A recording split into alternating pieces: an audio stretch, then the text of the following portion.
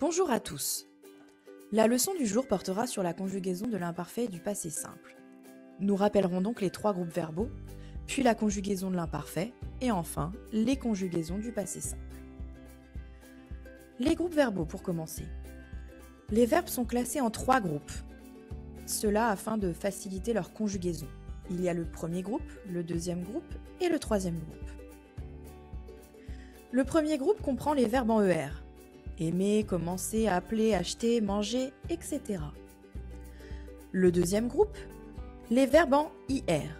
Mais attention, pas tous, seulement ceux qui se finissent en issant au participe présent, en finissant, en choisissant, ou en issant à la première personne du pluriel.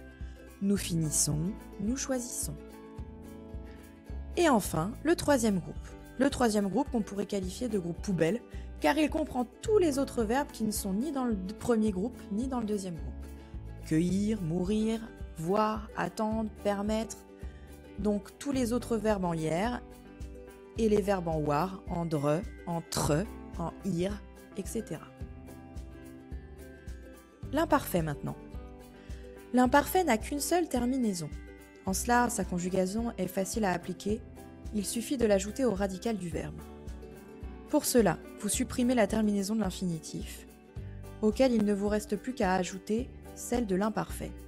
AIS, AIS, AIT, IONS, IEZ, AIENT. Le passé simple. Le passé simple, lui, a plusieurs terminaisons qui dépendent de l'infinitif du verbe à conjuguer. Attention, du coup, la terminaison de l'infinitif est très importante.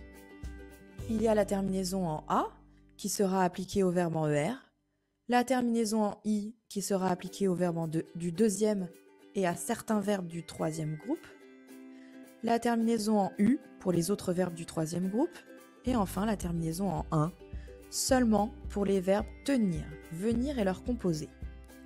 J'appelle composés les verbes qui contiennent les mots venir et tenir. Par exemple, parvenir, détenir, survenir, prévenir, etc. Donc regardons plus en détail ces terminaisons. D'abord la terminaison en A, qui s'applique uniquement aux verbes en ER et à tous les verbes en ER.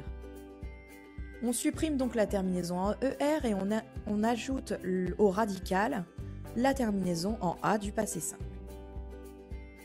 AI, AS, A accent circonflexe MES, A accent circonflexe TES, E accent grave RENT. On remarquera deux choses. D'abord que la terminaison en A commence par un A, à part la dernière personne, et que l'accent circonflexe est présent sur la première et deuxième personne du pluriel. Attention, il ne faut pas l'oublier, c'est la particularité du passé simple. La terminaison en I s'applique à tous les verbes du deuxième groupe et à certains du troisième groupe. On ajoute au radical la terminaison IS, IS, IT, I accent circonflexe MES, I accent circonflexe TES, IRENT. Vous remarquerez là aussi l'accent et la terminaison identique à l'exception de la lettre I au lieu de celle du A dans la terminaison précédente. La terminaison en U s'applique au verbe du troisième groupe. Ici encore, c'est la même terminaison, mais avec la lettre U au début. US, US, UT, U accent circonflexe MES, U accent circonflexe TES, URENT. Et enfin, la terminaison en un. Donc pour les verbes tenir, venir et leurs composés. Ici, c'est le même principe. Le 1 remplace la terminaison en A, I et U.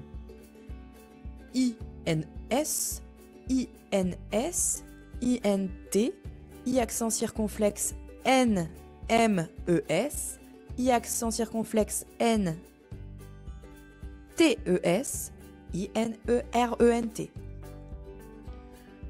Un petit bilan des terminaisons vues ensemble aujourd'hui.